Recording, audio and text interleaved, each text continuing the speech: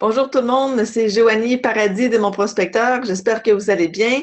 Bienvenue au webinaire sur le socio-financement en immobilier avec Real Starter. Je vais présenter Do dans quelques instants.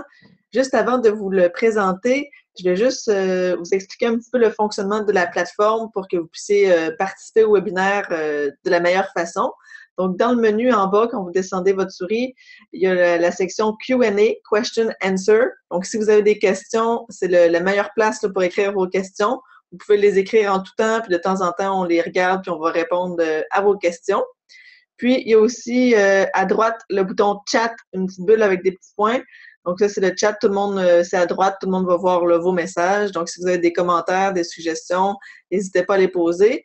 Puis les questions, là, mettez-les, s'il vous plaît, dans la section Q&A, comme s'il y a juste un canal, puis on peut répondre au plus de questions possibles. Donc, bienvenue au webinaire sur le socio-financement. Real Starter, c'est une nouvelle entreprise là, qui a pris naissance il y a quelques temps. Je vais laisser Do se présenter. Alors, Do Nguyen, c'est le cofondateur de Real Starter. Donc, Do, je te cède la parole. OK, super. Bonsoir tout le monde. J'espère que tout le monde m'entend. J'ai fait un mute show vidéo. Est-ce que c'est correct? On me voit et Oui. On entend? Moi, je t'entends bien, en tout cas. OK, super. Fait que c'est ça. Ben, merci d'avoir pris le temps de participer à ce webinaire. Je m'appelle Do Nguyen. Comme que Joanie disait, je suis cofondateur de Real Starter. Puis Real Starter, c'est quoi en fait? C'est une entreprise de plateforme. C'est une plateforme web de socio-financement en immobilier, en fait. C'est assez simple comme principe, mais en fait, c'est que notre plateforme elle permet aux opérateurs immobiliers en recherche de financement passif on connecte des opérateurs immobiliers en recherche de financement passif à des investisseurs. Puis ces investisseurs-là, ben, c'est monsieur et madame tout le monde, dans le fond. Fait que, qu'est-ce qui arrive dans ces genres de plateformes-là? C'est que le monde qui ont des projets immobiliers vont les se mettre à la plateforme. Nous autres, on va faire de l'underwriting dessus, c'est-à-dire qu'on va évaluer le potentiel du projet. Et si jamais le projet semble bon, on va le mettre sur la plateforme. Et après ça, il y a des investisseurs qui vont pouvoir se connecter sur la plateforme et investir. Et on parle d'investissement, c'est des petits montants en fait. Ça peut aller jusqu'à 1500 $ pour investir dans ces projets-là. OK. Oui, c'est ça. Puis dans le fond, ces genres de plateformes-là sont réglementées par l'AMF. Puis c'est une dispense qu'ils ont émis, ça fait pas trop longtemps, ça fait depuis fin 2015 que c'est permis.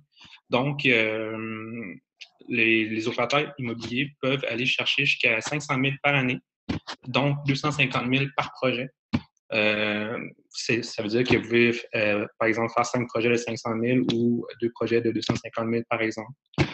Et pour les investisseurs, c'est 1500 $ par projet, sauf qu'il n'y a pas de limite quant au nombre de projets. Fait que vous pouvez, par exemple, investir dans 10 projets à 1500 $ pour un total de, mettons, 15 000 $. Ça vous permet de diversifier un peu vos investissements. Puis la plupart des projets, dans le fond, ben, ce qui est important de savoir, c'est que ces projets-là, ben, il y a 4 facteurs qui vont influencer, selon moi, la réussite du projet. Dans le fond, la réussite du projet, c'est que le monde va avoir le goût d'investir dans votre projet. Puis ces 4 facteurs-là, selon moi, c'est le rendement. Vous avez le terme, vous avez les risques, vous avez les garanties. Fait que quand on joue avec ces facteurs-là, il faut faire un montage qui est intéressant pour le public. Je vous donne un exemple. Par exemple, si vous avez un projet, mais vous êtes un promoteur qui a peut-être peu d'expérience ou peu connu du public, mais dans ce cas-là, c'est important d'offrir des garanties parce que le public qui ne vous connaît pas encore, vous n'avez pas trop d'expertise encore. Vous soumettez un projet, peut-être que vous pouvez mettre un plus haut rendement, peut-être plus à court terme qui peut intéresser le public, puis offrir des garanties parce que le rythme va être un peu plus élevé à cause de votre manque d'expérience.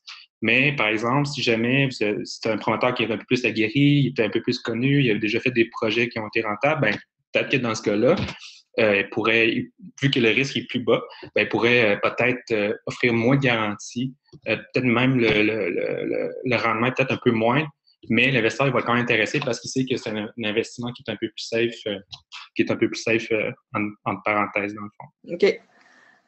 Mais si on repart du début, par exemple, est-ce que tu peux expliquer c'est quoi le socio-financement? C'est quoi le crowdfunding? Dans le fond, Oui. Real Starter, c'est comme Kickstarter. Fait que Oui. tu peux peut-être faire la comparaison. Puis pourquoi ta plateforme, dans le fond, comment elle s'applique en immobilier? Oui, c'est vrai, excusez, j'ai peut-être pas parlé du début, mais c'est ça, c'est que dans le fond, le sociofinancement, ça permet ça finance un projet immobilier dans ce cas-ci. Ça permet à des opérateurs d'aller chercher du financement du public, dans le fond, de tout le monde. OK. La base, c'est vraiment ça. Tu sais, si on regarde, mettons, il y a plusieurs types de crowdfunding. Il peut y avoir des types de crowdfunding des plateformes qui offrent juste des dons. Fait que, mettons que vous avez un projet qui est un peu plus social avec des plateformes comme La Ruche. Vous avez un projet que vous voulez organiser un événement. Par exemple, vous avez besoin d'argent, ben, le monde, ils vont socio-financer, mais ils vont, la contrepartie, ça va être, par exemple, des dons. Qu'est-ce qu'on voit pour l'immobilier? C'est la contrepartie, c'est soit de la dette ou de l'équité. Fait que, mettons, pour votre investissement de 1 500 vous allez recevoir une contrepartie. Puis ça peut être de l'équité ou de la dette. Mais souvent, qu'est-ce qu'on voit dans les plateformes de crowdfunding? C'est plus souvent de la dette, dans le fond. C'est que ça va être une obligation que le promoteur immobilier va vous émettre. Puis là-dessus, ben, c'est comme un contrat, dans le fond. Il y a un rendement, puis il y a des termes. Fait que, par exemple, si vous investissez 1 500 dans un projet c'est un terme de 36 mois, puis que, mettons, le rendement, ben, c'est 10 %. Mais dans votre obligation, ça va tout être indiqué. Si jamais, ben, après 36 mois, il ne paye pas, ben, dans le contrat, vous pouvez, par exemple, mettre que vous allez chercher des garanties après.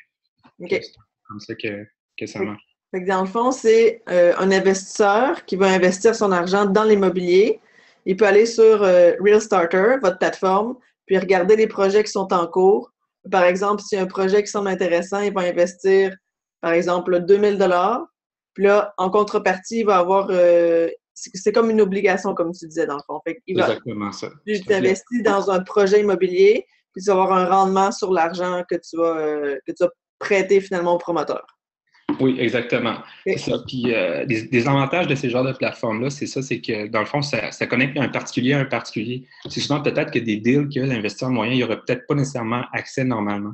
Mm-hmm. Tu sais, la plupart du temps, quand tu peux investir dans l'immobilier, ben, tu vas chercher dans ton coin. Tu sais, mettons, tu es à Québec ou à Montréal, ben, tu vas chercher des deals dans ta région. Tu n'as pas nécessairement accès à des deals qui sortent de ta région. Fait que ça permet de connecter des particuliers à des particuliers. OK. Oui. Parfait. Puis, dans le fond, aux États-Unis puis en France, c'est un concept qui existe depuis assez longtemps. Je pense que c'est quand même assez rodé. Puis au Québec, c'est relativement nouveau, c'est ça? Oui, c'est ça. Dans le fond, l'AMF a permis ça depuis fin 2015, Okay. début 2016. Fait que nous, on est vraiment la première plateforme qui a été approuvée par l'AMF. Okay. Notre plateforme est en ligne depuis peut-être 4 semaines. On est présentement en négociation avec plusieurs promoteurs pour mettre le premier projet de crowdfunding immobilier au Québec. Okay. C'est le travail comme ça, mais comme tu disais, effectivement, ça existe depuis 2011 aux États-Unis, en France, puis en Angleterre, ça marche très bien. En 2015, en fait, il y a eu 2,4 milliards qui ont été socio-financés dans le monde. Puis des projections pour 2016, c'est environ 3,8 milliards. Fait que ça marche bien. Puis les types de projets, dans le fond, c'est assez diversifié. Tu peux avoir du commercial, tu peux avoir du multilogement, tu peux avoir de la construction neuve. Dans le fond, c'est tout ce qui se vend, qui peut se mettre sur le marché relativement rapidement pour pouvoir vendre le bien, puis après ça, récupérer l'argent, et après ça, rembourser les crowdfunders, ceux qui financent. OK. Il y a Marc ici qui demande c'est quoi les rendements approximatifs? C'est une bonne question. Les rendements approximatifs, historiquement, qu'est-ce qu'on a vu? C'est que la moyenne en 2015, parce que ça a commencé en 2011, comme je disais, puis la plupart du temps, ben, ça a pris 2, 3 ou 4 ans avant qu'on connaisse les vrais chiffres, parce que ça prend ça pour finir un projet immobilier puis rembourser ceux qui ont investi. Mais le rendement moyen en 2015, c'était 9,4 %, ce qui est quand même intéressant. Okay. Tu sais, quand tu as de l'argent, tu sais, c'est des petits montants aussi que tu as investis. Présentement, c'est juste 1 500 par projet que l'AMF permet. Mais tu sais, avec 1 500, t'as pas... C'est soit que tu investis dans un REER, dans un CELI, tu sais, c'est pas super excitant. Fait que je pense que ça peut être un bon moyen de rendre les choses plus attrayantes un peu. OK. Fait que c'est ça que tu expliquais tantôt. Un un particulier peut investir 1 500 $ dans un projet. C'est le maximum, mais il peut investir dans plusieurs projets. Exactement. OK. C'est ça. Ouais. C'est quoi Par exemple, c'est qui va soumettre un projet de crowdfunding? Oui, ben, dans le fond, pour expliquer un peu c'est quoi le profil du monde qui vont soumettre des projets, dans le fond, c'est que, c'est de plus en plus difficile d'emprunter avec la banque, puis tu as le prêt privé. Tu n'as pas beaucoup d'alternatives quand tu as un projet immobilier et que tu veux le réaliser. C'est soit que, ben, peut-être le premier réflexe, c'est d'aller à la banque. Après ça, tu peux peut-être aller dans ton entourage pour du love money. Puis c'est pas tout, tu sais. Puis après ça, ben, c'est quoi tes options? C'est le prêt privé. Mais dans le fond, le crowdfunding, selon moi, c'est qu'il c'est un gap entre le prêt privé puis la banque, dans le fond. Parce que c'était quand même un moyen efficace d'aller chercher de l'argent. Puis ça coûte pas aussi cher que le prêt privé. Puis ça fait que c'est ça, c'est une bonne option. Puis je te dirais que le promoteur moyen, ben, qui va aller soumettre des projets, c'est que c'est ceux je pense que les types de projets qui marcheraient le plus, c'est des projets que soit une amélioration locative ou soit quelqu'un qui possède déjà un terrain et qui veut construire quelque chose dessus. Okay. Amélioration locative, c'est quelqu'un, par exemple, qui a un 12-plex, puis qui veut pimper ses logements, c'est ça? Entre autres, mais ça pourrait aussi, mettons, une conversion d'un triplex à un condo, qui ont déjà un terrain qui veut construire des chalets dessus. Mettons que tu viens de trouver un beau terrain dans Charlevoix à 120 000. Tu vas construire 2 chalets dessus, ça va te coûter un projet de 600 000. Tu peux crowdfunder peut-être 200 000 là-dessus, puis peut-être prendre une coupe de risque toi-même. Puis, même le montant que tu vas chercher sur le crowdfunding, là, tu peux l'utiliser comme un bridge pour faire un financement bancaire, dans le fond. Tu peux vraiment être créatif. Dans le fond, tu peux aller chercher ta mise de fonds en crowdfunding pour après ça aller chercher un prêt. Exactement. Et est-ce qu'il y a un maximum de... C'est quoi le pourcentage maximum que tu peux demander? Est-ce que tu peux faire financer, supposons, 100% de ton projet en crowdfunding? Tu peux faire financer 100% de ton projet en crowdfunding. Dans le fond, le juge de ton projet, s'il est bon ou pas, ça va être le public. C'est sûr que nous, la plateforme elle va faire de l'underwriting dessus, mais tu peux vraiment être créatif. Si jamais tu attires le public, si jamais c'est intéressant pour le public, si ton rendement il est bon, si tu t'offres des garanties qui sont solides, si les risques sont intéressants, c'est le public qui va juger. Tu sais, dans le fond, c'est le genre de plateforme-là, c'est comme la banque, c'est comme le public qui devient une banque, dans le fond. Puis elle va dire dans quel projet qui est intéressant. Puis dans le fond, c'est au promoteur de vraiment être créatif puis d'offrir des projets de qualité pour que ça intéresse le public parce qu'ultimement, c'est lui qui va investir, dans le fond. La plateforme, elle fait juste connecter des investisseurs avec des promoteurs, dans le fond. OK, parfait. Il y a Marc ici qui pose 2 questions. Il aimerait savoir un exemple concret de comment ça fonctionne. 1 500 $ est le maximum. Oui, exactement. Vas-y, excuse-moi. Oui, ben je pourrais répondre à cette question-là par vraiment faire le workflow, dans le fond, de comment ça se passe sur une plateforme de crowdfunding. C'est que l'opérateur va se mettre un projet. Après ça, ben, l'équipe qui est derrière la plateforme, elle va faire de l'underwriting, elle va faire un due diligence sur le promoteur. C'est quoi underwriting? Underwriting, c'est une évaluation du projet, la rentabilité du projet. Fait qu'on va évaluer si le projet présenté, il peut être rentable, s'il est faisable ou pas. Fait qu'on va regarder les documents, mettons du bien immobilier, le terrain, bon, tous les documents doivent être soumis. Fait qu'on on fait tout ce montage-là. Puis après ça, ben, on fait une due diligence sur le promoteur en tant que tel.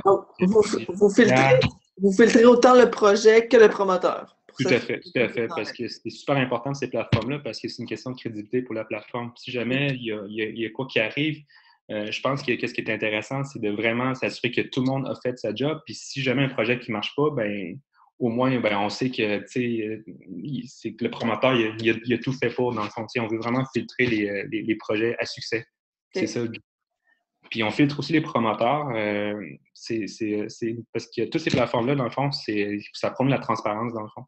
Toutes les informations sont là, les risques sont là, la description du projet est là, l'historique du promoteur est là. Fait qu'on fait un due diligence sur le promoteur. Est-ce qu'il y a un casier judiciaire? Est-ce qu'il a déjà fait faillite? Sa cote de crédit? Fait que ça, c'est transparent, dans le fond, sur la plateforme. Fait que tout ça est accessible. Fait que quand quelqu'un soumet un projet, dans le fond, ben, on va évaluer le projet, on va évaluer le promoteur. Puis après ça, si tout se passe bien, on va mettre le projet sur la plateforme. Fait à partir de ce moment-là, comme dans Kickstarter ou autre type de sociofinancement, ben, les investisseurs vont avoir 90 jours pour financer le projet. Fait que la campagne, c'est 90 jours.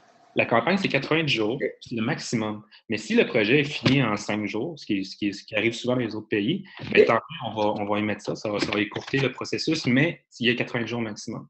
OK. Donc, ça se peut que ce soit très rapide. Ça se peut que ce soit très rapide. Je te dirais qu'en France, particulièrement, il y a une plateforme qui marche très bien parce qu'ils font affaire avec des gros promoteurs connus là-bas. Puis, puis eux autres, ils ont droit à plus là-bas. Fait que, mettons qu'un projet à 1 million là-bas, là, en France, ça peut partir en 6 heures. Ah oui? Oui, mais pour ça, il faut que le promoteur ait déjà vraiment une bonne historique, une bonne réputation. Les investisseurs savent qu'ils vont faire de l'argent avec ce promoteur-là, fait qu'ils vont investir. OK. Puis, il y a Marc qui demandait, c'est quoi les garanties du capital investi? Parce que là, tantôt, tu disais, les gens vont investir 1 500 $. Ouais. C'est quoi qu'ils ont en contrepartie? Ils ont un rendement, mais si le promoteur, il ne paye pas, là, finalement. Oui, c'est ça. Ben, dans le fond, c'est les garanties qu'ils vont aller chercher. Okay. Puis c'est quoi les garanties? Ben, la plupart des garanties, qu'est-ce qui se fait? C'est que c'est soit une hypothèque de premier rang, de second rang, sur des biens ou bien sur un autre bien immobilier. Okay. Ou même une garantie personnelle. Fait que ça, là, ça fait vraiment partie du début, c'est-à-dire le montage financier que le promoteur veut. S'il y a des garanties plus solides, ça va être plus attirant pour l'investisseur. S'il n'y a pas de garanties solides, peut-être que même la plateforme, elle ne le prendra pas parce qu'elle juge peut-être que le projet il est un peu chambranlant.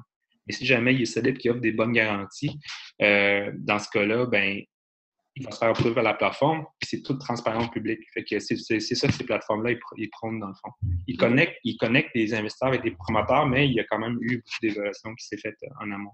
Fait que c'est comme devenir prêteur privé, finalement, puis tu choisis dans quel projet tu vas investir. Je te dirais que c'est le public qui devient le prêteur privé, donc une banque. Oui, je te dirais que c'est exactement ça. Oui, vraiment.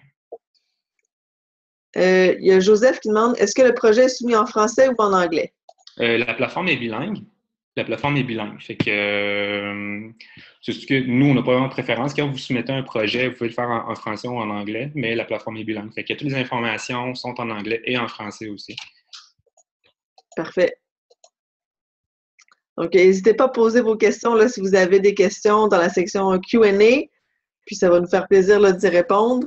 Fait que là, vous attendez votre premier projet, c'est ça? Oui, c'est ça. On attend notre premier projet, puis je pense que ça sera très bientôt. On n'a pas encore fait de lancement officiel, mais je pense que quand on va faire un lancement, ça va quand même attirer un peu l'attention du public, là, surtout ceux qui connaissent pas beaucoup l'immobilier, mais qui ont toujours voulu investir dans l'immobilier. On a vraiment des idées préconçues. On pense qu'investir en immobilier, ben, ça prend de l'argent. Ça prend peut-être 40-50 000. Peut-être que ça prend des connaissances. Peut-être qu'il faut chercher et tout ça. Mais de nos jours, avec l'Internet, on connecte du monde qui sont actifs. Puis nous, on veut juste investir passivement. Mais maintenant, ça se fait dans le fond. OK. Parfait. Il y a Yann qui demande, vous dites garantie, par exemple, des hypothèques. Comment ça fonctionne concrètement? Ben, si par exemple, vous avez un projet, je ne sais pas, moi, vous avez un terrain bon, mettons que vous avez un projet, vous avez un immeuble. Vous empruntez au public 200 000 $. Et sur un terme de 36 mois, à 10 fait que concrètement, vous remboursez à peu près, j'avais dit 200 000 à 10 fait que vous remboursez environ 260 000 après 3 ans, parce que ce n'est pas des intérêts composés. Je donne un exemple, mettons que vous empruntez 200 000 à 10 de rendement. La première année, les intérêts, c'est 10 ça fait 20 000. Fait que 20 000 par année, dans le fond, parce que c'est pas composé. Fait que sur 200 000, après 3 ans, à 10 vous allez payer 260 000.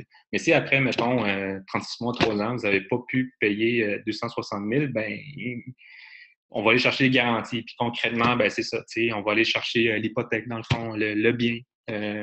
Puis si la banque passe en premier, ben, elle passe en premier, ben, c'est ça, premier rang, deuxième rang. Sinon, ben, ça va être peut-être sur un autre immeuble que vous avez mis la garantie dessus, dans le fond. C'est ça. C'est comme une banque, dans le fond. La banque, elle ferait ça aussi. Le prêteur privé, il y a des garanties aussi. Fait que ça marche un peu de la même façon. Tout le monde marche un peu de la même façon en termes de garantie. Parfait. Il y a Marc qui demande, si je veux investir 1 500 $, je communique avec qui, je vais où? Là, c'est En ton fait, c'est sur pitch. la... Ben, c'est sur la plateforme, c'est realstarter.ca. C'est comme Kickstarter, mais real avant pour real estate. Fait que realstarter.ca. Mais comme que je disais tantôt, il n'y a pas encore de projets qui sont sur la plateforme. Ça va s'en venir bientôt. Et on va faire un lancement, fait que vous allez le savoir. Mais sinon, vous pouvez aller sur la plateforme, vous inscrire. Comme ça, on va avoir votre email, puis on envoie les infolettres. Fait que vous allez vous êtes le premier à savoir quand on va avoir des projets pour investir. Parfait. Il y a Isman qui demande est-ce qu'on va apprendre quelque chose si on investit, par exemple, 1 500 $? Est-ce qu'on va avoir un feedback d'où le projet en est rendu? Est-ce qu'on va être informé, dans le fond, sur les projets auxquels on investit? Ben, tout à fait. En fait, nous, notre objectif, c'est de rendre l'investissement un peu plus excitant que, mettons, d'investir dans un REIT puis attendre son rapport à la fin d'année puis voir des frais cachés que tu ne savais pas. En fait, tu vois, nous, pour l'investissement, ben, il n'y a pas d'intermédiaire, il n'y a pas de frais de gestion pour l'investisseur. Fait qu'on on veut vraiment ça dynamique. Fait que chaque projet va avoir un peu son espace. Fait qu'il va y avoir un forum que les investisseurs vont pouvoir poser des questions aux promoteurs. Puis le OK. promoteur, lui, il va falloir qu'il donne des nouvelles peut-être mensuellement. Fait qu'il va peut-être poster des photos, il va faire des suivis dynamiques. Fait que nous, dans le fond, on met la plateforme dynamique dans ce sens-là pour que les opérateurs et les investisseurs puissent communiquer plus facilement puis faire un suivi plus régulier des projets, dans le fond. OK, c'est vraiment le fun. Puis il y a Alexandre qui demande quel est le pourcentage que prend la plateforme. Donc, si je comprends bien, pour les gens qui veulent investir le 1 500 $, il n'y a pas de frais. Mais pour les promoteurs, eux, il faut qu'ils payent une cote, j'imagine, c'est ça? Exactement. Tous les frais, dans le fond, reviennent au promoteur. C'est lui qui emprunte l'argent, c'est lui qui va payer ces frais-là. Fait que tous les frais de due diligence qu'on fait sur lui, c'est lui qui paye ça. Mais c'est sûr qu'une fois que c'est fait, c'est fait. Fait que si sur son deuxième projet, il n'aura pas payé ces frais-là. Mais sinon, dans le fond, comme pour répondre à la question, le pourcentage, c'est 5 pour l'instant. Dans le sens que présentement, on peut aller chercher jusqu'à 250 000 par projet. Mais nous, présentement, on est déjà en train de travailler sur une licence qui va nous permettre d'aller chercher jusqu'à 1,5 million par projet. Puis l'investisseur, monsieur, madame, tout le monde, va pouvoir investir 2 500. Ça demande 2 000 $. L'AMF permet ça, mais il faut aller chercher une autre licence. Fait que pour un projet de 1,5 million, là, ça prend 600 personnes à 2 500. OK. Selon moi, c'est dans du très possible de financer ce genre de projet-là. OK. Fait que le pourcentage que la plateforme apprend, qu'est-ce qu'on voit ailleurs, c'est entre 5 et 8 Mais nous, on prend 5 au départ avec la première licence qu'on a. Parfait. Il y a Jonathan qui demande avez-vous une date pour le lancement? On n'a pas encore de date pour le lancement. Qu'est-ce qu'on aimerait faire quand on va lancer? C'est déjà avoir un projet.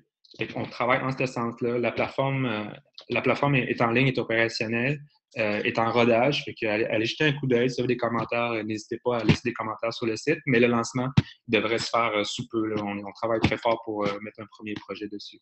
OK, parfait. Puis, il y a Sylvain qui demande qui s'occupe du T4 pour l'impôt? C'est une bonne question. Dans le fond, c'est un produit financier quand vous investissez 1 500 $. Fait que c'est imposable. C'est une très bonne question. Puis c'est qui émet les T4? Ben, c'est l'émetteur. Puis l'émetteur, ben, c'est le promoteur. Mais nous, la plateforme, on l'aide là-dedans. Fait que c'est soit nous ou lui. Mais oui, vous allez l'avoir, votre T4. Bon. Puis ça serait quoi le profil type d'un promoteur qui peut soumettre un projet? Ben, je dirais que j'ai discuté avec plusieurs types de projets et de promoteurs. Je dirais que ça va au gars qui a des mini-maisons, qui veut construire dans un terrain à 2 heures de route de Montréal, que le gars qui a un multi-logement, qui veut se capitaliser avec l'argent. Tu sais, je vous donne un exemple. Vous voulez acheter un 6 logements. Il vous manque 200 000 en liquide parce que c'est vraiment du capital propre qu'on propose. Il vous manque 200 000 vous allez chercher ce 200 000 $-là, vous offrez un bon rendement. Puis si après, peut-être qu'en offrant un bon rendement, vous pouvez peut-être offrir un peu plus long terme, mettons un 10 sur 48 mois, puis que vous êtes confiant qu'après 48 mois, donc 4 ans, que vous êtes capable d'augmenter la valeur puis de réhypothéquer, puis après ça, avec la capitalisation que vous avez faite, rembourser le prêt, ben c'est comme si vous avez acquis un immeuble avec un peu l'argent des autres que vous avez réhypothéqué, que vous êtes maintenant propriétaire d'un plus gros multilogement. Il y a plusieurs types de montages qu'on peut faire, des nouvelles constructions, du commercial. Je te dirais que ça va du promoteur qui a peu d'expérience à du promoteur qui a plus d'expérience. Tu sais, un 200 000 en capital propre, là, c'est quand même intéressant. Fait que tu peux être créatif avec des projets. OK. Il y a Alexandre qui demande est-ce valable autant pour une personne qui veut faire un flip que pour un contracteur qui veut faire une grosse tour à bureau? Les contracteurs qui veulent monter une grosse tour à bureau, on est en train de travailler là-dessus. Dès qu'on a une licence qui permet d'aller chercher jusqu'à 1,5 million, je pense qu'on va avoir cette clientèle-là. Mais pour le premier qui veut faire des flips, je dirais que la seule barrière à l'entrée pour des flips plus en particulier, c'est que souvent des flips, ben, tu as une opportunité qui arrive sur le marché, puis là, il faut que tu fasses vite. Avec le crowdfunding, tu ne peux pas vraiment faire ça vite à cause de la barrière du 90 jours. C'est sûr que tu pourrais te financer en 5 jours, mais c'est 90 jours maximum, mettons, pour te financer. Fait que, tu fais une offre d'achat avec 3 mois sur du crowdfunding, c'est sûr qu'on n'est pas rendu là. Je te dirais que c'est plus pour mettre ça en amélioration locative, ben faire ça en 2 phases. Tu acquiers le terrain, puis après ça, dans le même montage, tu dis que tu vas aller chercher X pour faire l'amélioration locative, puis le flipper, puis peut-être 12 mois après, tu vas leur vendre, tu vas pouvoir rembourser les crowdfunders, exemple. Mais pour des flips, c'est un peu plus difficile. OK. Les projets qui vont être soumis sur votre plateforme, est-ce que c'est seulement au Québec ou c'est possible de financer des projets à l'étranger? Oui, j'ai oublié de dire ça, mais c'est seulement au Québec. En fait, nous, on est autorisé dans 4 provinces présentement. OK. C'est sur seulement ces 4 provinces-là qu'on opère. C'est-à-dire que l'opérateur, il faut qu'il soit domicilié à une de ces 4 provinces-là, qui est le Québec, la Nouvelle-Écosse, le Nouveau-Brunswick et la Colombie-Britannique. Fait que les promoteurs, il faut qu'ils soient domiciliés là, et les investisseurs aussi. Fait que, mettons, un Ontarien ne pourrait pas investir dans un de vos projets. Mais vous pouvez, par exemple, investir dans un projet avec Colombie-Britannique. OK. OK. Ça marche. C'est quoi les questions d'eau que tu te fais le plus souvent poser? Pas mal toutes les questions, en fait, parce que je dirais qu'il y a peu de personnes qui connaissent ce type de financement-là, mais c'est vrai qu'il arrive tout nouveau au Québec. La plupart des types de questions que je me fais poser, je me les ai pas mal fait poser là. C'est comment ça marche le fonctionnement. Ben, d'autres informations que je pourrais dire aussi sur la période de 90 jours, c'est que oui, ça peut prendre moins de temps que 90 jours, mais tu peux mettre aussi un montant minimum puis un montant maximum. C'est vrai que ça va jusqu'à 250 000, mais mettons dans ton projet, tu dis, ben, j'aimerais ça aller chercher minimum 150 puis maximum 250. Fait que même si tu n'atteins pas 250, mais tu atteins 150 après 90 jours, ben, tu vas avoir ton prêt. OK. Fait que dans le fond, si un promoteur dit j'ai besoin de financer un projet pour 200 000, puis les gens commencent à investir, mais qui n'atteignent pas le seuil minimal, les gens vont être remboursés? Les gens vont Ça te n'aura pas rembourser. lieu, c'est ça? Exactement. Fait que si jamais la personne n'a pas atteint son objectif minimal, les investisseurs sont remboursés, puis tout le monde part de son bord. Tout de suite après la fin de la campagne. Là. Tout après la fin de la campagne. Après 90 jours, dans le fond, tout l'argent est dans un compte affilié au commis sur notre plateforme, puis on rembourse les gens. OK. Parfait. Il y a Alexandre qui demande, pour le promoteur, est-ce qu'il faudrait présenter des chiffres montés par un comptable en bonne et due forme pour être accepté sur la plateforme? Pas dans un premier lieu. Pardon, pas dans un premier lieu. Le premier contact, dans le fond, si vous allez sur la plateforme, vous allez voir que le formulaire pour soumettre un projet est assez simple. C'est vraiment votre nom, votre numéro de téléphone, vos coordonnées personnelles, le type de projet que vous voulez faire, puis la localisation du projet. Fait qu'on s'assure que c'est bel et bien au Québec ou dans les 3 autres provinces qu'on est autorisé. Puis après ça, on vous contacte. C'est vraiment en dessous qu'on va faire le travail ensemble, dans le fond. Fait que les documents à soumettre sur la plateforme en tant que tel, ce n'est pas tant que ça. C'est après qu'on va travailler plus ensemble. OK. Il y a Yann qui demande, disons que je vais être promoteur. Quels sont les frais à débourser pour tout le processus? Frais notariés, pour garantie offerte, pourcentage de frais de la plateforme? Oui, ben en fait, il y a vraiment des frais, à l'entrée. C'est-à-dire que, comme je disais tantôt, les frais pour les due diligence. Fait que pour, mettons, votre code de crédit, c'est vous qui allez débourser ce montant-là. Après ça, ben, le dossier criminel, ça peut être ça, mais c'est des petits montants. Là, on parle de 100, 200 $ pour ces genres de services-là, c'est pas grand-chose. Mettons, pour un projet immobilier, c'est pas grand-chose. Puis après ça, l'évaluation du projet, c'est payé par le promoteur, dans le fond. Ça, ben, ça peut aller jusqu'à 2000 $. Okay. Après ça, ben, c'est le 5 % que je disais. Fait que vraiment, les barrières à l'entrée, là, c'est vraiment, je dirais, entre 2000 et 3000 $. Puis après ça, j'ai oublié aussi des frais juridiques parce que faire des obligations, ça prend aussi des frais d'avocat. Okay. La barrière à l'entrée, c'est peut-être entre 2 000 et 3 000 $. Puis ça, c'est que vous n'êtes pas sûr d'avoir le financement. Là. Fait que prévoyez que vous allez faire évaluer votre projet. Vous allez payer. Oh, on a perdu ton micro, Do, on t'entend plus bien, là. Non? Non, ça l'a griché, puis là, on t'entend faiblement. Ah ouais? OK. Qu'est-ce que je pourrais faire pour ça? Je vais me muter puis je vais. Quoi? Es-tu correct là? On t'entend, mais pas très bien. OK. Qu'est-ce que je pourrais faire pour ça? C'est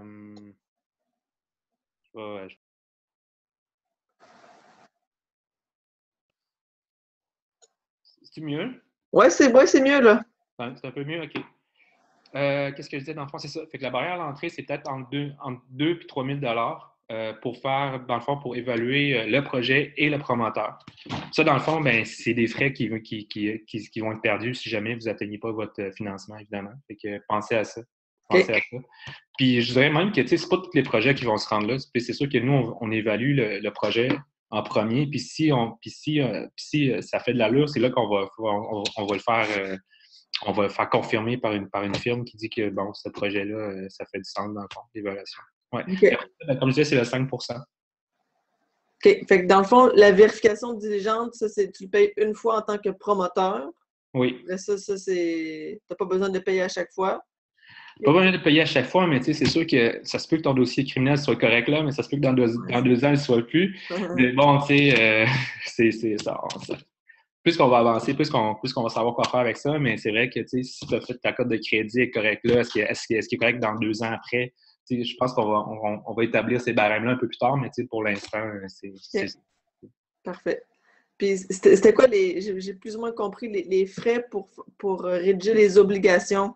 Oui, c'est ça. Ben, il y a des frais juridiques parce que quand tu es un émetteur, il va avoir une forme juridique à faire. Puis émettre des obligations, ben ça prend, c'est des documents dans le fond. Puis c'est des avocats qui font ça. Parce que des obligations, dans le fond, c'est comme un contrat entre toi puis une partie, dans le fond. Parce que c'est net. Fait qu'il faut que ça soit rédigé de manière professionnelle, dans le fond. OK. Fait que ça fait partie du 2 à 3 000 $. Oui, c'est ça. C'est okay. des frais, c'est une barrière à l'entrée, dans le fond. OK. Il y a Isman qui demande les projets seront présentés de façon transparente pour tout le monde ou juste pour les gens participants? C'est pour tout le monde, dans le fond. Dès qu'on a un projet, c'est affiché sur le site. C'est ça qu'on disait tantôt. C'est ça que je disais tantôt. C'est un des objectifs des plateformes, c'est de démocratiser l'investissement immobilier, permettre à monsieur et madame tout le monde d'investir, puis rendre ce projet-là transparent. Mais par exemple, présentement sur le site, c'est juste ceux qui sont inscrits qui peuvent voir les projets. Fait que oui, il faut que tu t'inscrives, c'est tout, mais dès que tu es inscrit, oui, tu peux voir les projets, puis oui, tu peux investir. OK. Puis est-ce que c'est gratuit pour s'inscrire? C'est complètement gratuit pour s'inscrire. OK. Parfait. Je regardais ma liste de questions. Vous êtes la seule plateforme au Québec qui fait ça, c'est ça? Pour l'instant, oui, pour l'instant. Je ne sais pas s'il y en a d'autres. Je pense pas. Mais pour l'instant, vous pouvez aller voir sur le site de l'AMF. Là, on est approuvé puis on est les premiers. Je dirais qu'il y a d'autres plateformes qui existent. Il y en a deux en Ontario, entre autres, sauf qu'ils ne visent pas vraiment le même public. Parce qu'il y a une des plateformes qui vise juste des investisseurs accrédités. Les investisseurs accrédités, ben, il faut que tu gagnes plus que 100 000 $ par année, puis il faut que tu aies un actif net de plus d'1 million, sans compter ta résidence principale. Okay. C'est pas vraiment notre marché. Puis il y a un autre aussi qu'ils ont des projets locatifs. Fait que dans le fond, vraiment, c'est que tu sociofinances des blocs appartements, du multilogement, puis tu dégages des dividendes s'il y en a, dans le fond. Fait que tu participes vraiment à du multilogement, à la gestion de multilogement et tout ça. Ouais. OK, super. Il y a Marc qui demandait ça va être quand votre premier projet? Quand est-ce que vous espérez avoir votre premier projet? Moi, je suis un gars positif, là, fait que je dirais avant la fin de 2017, de 2016, mais tu vois, on est déjà presque mi-novembre. La période des fêtes, le monde, ça avance pas bien les affaires. Mais fait que je dirais au début de 2017, là, on devrait avoir un beau projet pour investir à Québec. Super. Il y a Sylvain qui demande est-ce que les investisseurs sont écrits sur l'acte de la propriété? C'est une bonne question. Dépendamment du montage, ou je dirais que oui. Je dirais que Je pense que l'émetteur, il doit avoir il doit avoir les coordonnées de tous les investisseurs. Fait que je pense qu'il y a un document qui répertorie tous les investisseurs, mais je ne sais pas si ça répond à sa question, là, mais je dirais que. Mais sur l'acte, la propriété en tant que telle, je ne suis pas sûr parce que la propriété, vu qu'on ne fait pas de l'équité, elle appartient toujours au promoteur. Là. OK, fait que c'est ça, C'est juste un prêt, dans le fond, là. C'est pas une part de la propriété que tu C'est pas fais, une part de la c'est propriété, un c'est vraiment prêt. de la dette. C'est ça la différence entre la dette et l'équité, comme que j'expliquais tantôt. L'équité, c'est que vraiment, c'est une compagnie qui achète un bien immobilier, puis tu as des parts de cette compagnie-là, donc tu as des parts de la propriété. Mais nous, c'est pas ça qu'on fait, on fait de la dette, dans le fond. C'est un prêt, carrément des obligations. OK, super. Il y a Yann qui demande avez-vous déjà une liste de professionnels compétents dans ce type de promotion immobilière? Exemple, avocat, évaluateur, notaire, car ce ne sont pas tous les avocats qui sont connaissants. Effectivement. Dans notre équipe, présentement, on a un avocat. C'est mon associé, en fait, qui est avocat. Pour ce qui est de l'évaluateur, pour l'instant, on va externaliser cette partie-là. C'est sûr qu'éventuellement, on aimerait ça greffer des professionnels de l'immobilier dans notre équipe. C'est notre but à court terme, mais pour l'instant, pour les premiers projets, on va externaliser ça. Puis, anyway, pour les premiers projets, peut-être que je suis chanceux, mais ces projets-là, c'est déjà du monde qui sont connus dans le milieu. Fait que j'ai pas besoin nécessairement d'évaluer beaucoup leurs projets, mais pour l'instant, on va externaliser ça. OK. Est-ce que tu peux dire c'est quoi en primeur les projets que tu es en train de négocier ou c'est confidentiel? Non, je peux pas parce que tant que c'est pas signé, c'est pas signé. Je suis mieux de pas faire ça, en fait. C'est bon. Donc, pour revenir à la question de Sylvain tantôt, tu disais comme Real Starter, c'est un prêt, non pas une partie de l'équité. Donc, l'investisseur n'apparaît pas sur l'acte de vente. Mais est-ce qu'il apparaît sur l'acte d'hypothèque? Il n'apparaît pas sur l'acte d'hypothèque non plus. Okay. Ça dépend du montage financier, mais il n'y a pas à apparaître sur l'acte d'hypothèque parce que, à moins que ça soit pour un achat, puis même à ça, quand c'est un achat, c'est vraiment le promoteur qui va acheter ça, dans le fond. Comme je disais, l'exemple tantôt du multilogement, là, mettons, le promoteur, il va acheter un 6 logements. L'argent des crowdfunders, là, ça va être, mettons, un bridge, du capital propre, mais non, les crowdfunders n'auront jamais leur nom sur l'acte. OK. Mais tu sais, supposons un prêteur privé, il va enregistrer une hypothèque sur l'immeuble. Oui, avec des garanties. S'il y a des garanties dans ce sens-là, oui. OK. Il y a Alexandre qui demande est-ce qu'on peut posséder une partie du projet immobilier? Sinon, qu'est-ce qui garantit le pourcentage de rendement? En fait, c'est marqué dans l'obligation. Puis l'obligation, c'est comme un contrat. Mais effectivement, il n'y a pas. Tu parles de garantie en termes de concept. Il n'y a pas de garantie, mais. Qu'est-ce que tu veux dire? C'est que. Dans le sens, qu'est-ce qui garantit le rendement? C'est que si le promoteur, c'est comme un prêt, dans le fond, que le promoteur il contracte un prêt à 9 c'est marqué, c'est une obligation, dans le fond, avec un taux d'intérêt de, mettons, 9 Fait qu'il faut qu'il rembourse ce montant-là, sinon, c'est des garanties qui embarquent, dans le fond. OK. Parfait. C'est ça répond à la question, Alexandre? Super. Il y a Marc qui demande c'est quoi le terme et amortissement? Ça doit dépendre des projets. Oui, ça va dépendre des projets. Le terme, c'est ça. Qu'est-ce qu'on voit? Qu'est-ce qu'on voit en 2015? La moyenne des termes des projets qui ont été réussis et remboursés, c'est environ 18 mois. C'est ça la moyenne des termes qui ont été faits. OK. Là, Alexandre Aubry dit plus ou moins. Là, la question, c'était sur qu'est-ce qui garantit le rendement? En fait, le promoteur, quand il soumet son projet, il propose ce rendement-là. Puis le crowdfunder, quand il regarde le projet en toute transparence, il juge si pour lui ça fait du sens ou pas. Fait que c'est lui qui offre ça finalement. C'est le promoteur qui dit moi je suis capable de donner du 8 C'est exactement ça. C'est une promesse. C'est plus qu'une promesse, c'est mais... une obligation. Une obligation de rembourser ça, sinon on va chercher garantie. Fait que lui, là, quand il fait son montage financier, là, qu'il sait que, mettons, à 10 il emprunte 200 000, il va devoir 260 000 dans 3 ans, il sait ça. Puis s'il ne rembourse pas 260 000, dans les 3 prochaines années. Après 3 ans, en fait, ben, ça va être un de ses biens qui va le rembourser ou son hypothèque. C'est lui qui détermine ça, finalement. C'est lui qui détermine, c'est tout à fait ça. C'est lui qui détermine ça, oui. Okay. C'est lui qui fait son montage financier qui nous soumet. Puis nous, on accepte ou pas, ou on leur travaille avec lui. Mais quand il va sur le site, c'est qu'il est à l'aise avec ça. Puis en fait, puis il émet des obligations à ce rendement-là, à ce taux d'intérêt. Il émet des obligations à ce taux-là, puis ce terme-là. Puis, s'il ne réussit pas à payer les investisseurs au bout du terme, bien là, c'est les garanties qu'il avait données en garantie qu'il va donner en contrepartie. Exactement. Puis si jamais il n'y a pas de garantie, ben c'est perdu. Donc, il y a toujours un risque à l'investissement. Si l'investisseur a choisi un projet sans garantie, ben, il est en connaissance de cause qu'il n'y avait pas de garantie. Donc, ça se peut qu'il perde son argent, effectivement, dans ce cas-là. OK. Donc, Alexandre dit, donc, le promoteur emprunte au sociofinancement à environ 10 % et doit payer 5 % à Restarter. Ça fait un peu cher, non? Non, ça fait pas cher. Si tu fais le calcul, là, ça fait, je te dirais que c'est le gap entre la banque et le prêt privé. Le prêt privé, il va aller te chercher plus. Mais c'est sûr qu'il y a un coût à ça, effectivement. C'est pas... c'est ça. Oui, il y a un coût à ça, mais c'est moins cher que le prêt privé. Tu pourrais regarder, tu pourrais faire les calculs. Puis c'est ça, l'avantage, dans le fond, c'est qu'il y a moins de restrictions aussi. C'est plus... Exactement. Ouais. OK. Ça, c'est fait. Il y a Sylvain qui demande, si le promoteur est une compagnie à numéro, lorsqu'il est temps de rembourser, il déclare faillite.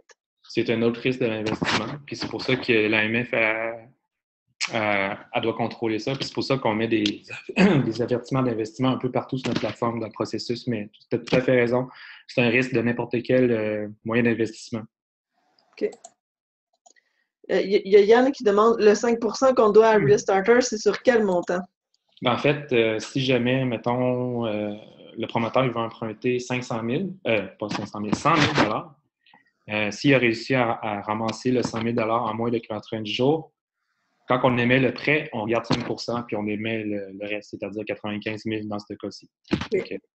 Si vous voulez emprunter, mettons, pile 100 000, c'est ça que vous avez besoin, bien, prévoyez-le en conséquence de 5 % dans le fond. OK. Fait que là, on ferait une campagne de 105 000, par exemple. Exactement. C'est ça. Ouais. Cool. C'est bon. Fait que ça fait combien de temps que vous travaillez sur ce projet-là? Je travaille depuis février. Parce que c'est ça, ben, comme je disais, la dispense a été autorisée fin 2015, début 2016. Fait que, mais moi, ça fait longtemps que je suis ça. Fait que dès que j'ai vu que l'AMF le permettait, ben, vu que j'étais informaticien, j'ai fait de la plateforme. On a travaillé là-dessus. OK, fait que ça fait. Vous l'avez fait en quelques mois, c'est vraiment excellent, ça? Oui, on l'a fait, ben, c'est ça. Ça fait 8-9 mois. Là. Ouais. Okay. On est pas mal fort. Là. Ouais.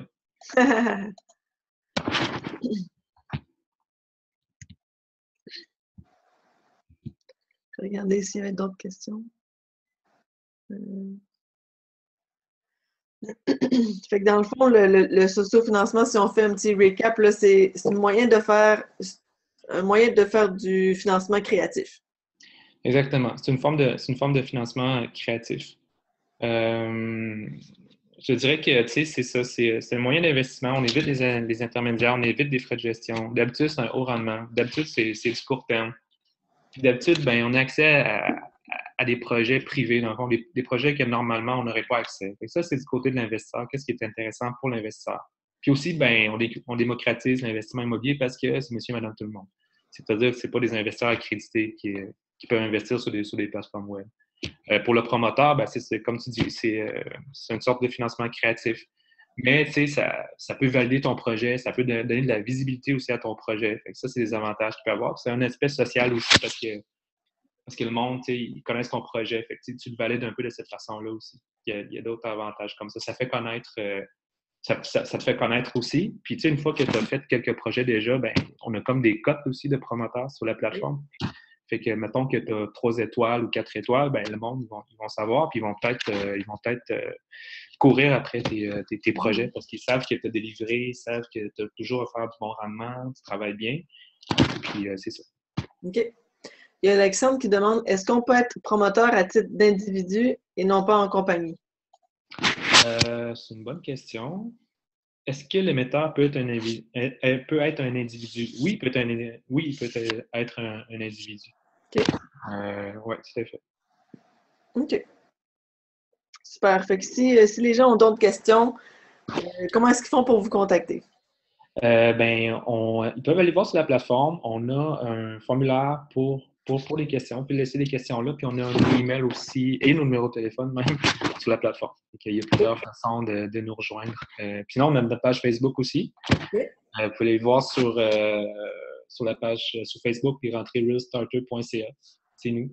Puis la page Facebook qui donne beaucoup d'informations. On a notre blog aussi que vous pouvez aller voir. Si vous allez sur la plateforme, il y a un lien qui va vous diriger vers le blog. Il y a beaucoup d'informations. Ça fait longtemps qu'on n'a pas mis un article, mais toutes les informations sont là. OK. Super. Fait que c'est realstarter.ca. C'est exactement ça. Bon, ben excellent. Fait que je vais inviter les gens, si vous avez d'autres questions, à contacter Do et son acolyte Jean-Sébastien. Oui. Puis, je vous souhaite le meilleur des succès, les gars. Super. Merci beaucoup. Merci à tout le monde d'avoir pris le temps de venir. Oui, merci d'avoir participé au webinaire. Puis, on va faire... Ah, il y a une question. Merci Alexandre. Merci tout le monde. Puis, nous, mon prospecteur, on va faire un autre webinaire le 29 novembre avec Olivier Lepage, qui est un investisseur à succès qui va nous livrer ses témoignages, ses histoires à succès. Donc, vous irez voir ça bientôt là, sur notre site. Donc, je vous souhaite une bonne prospection et une bonne soirée. Merci tout le monde. Bye bye. Bye.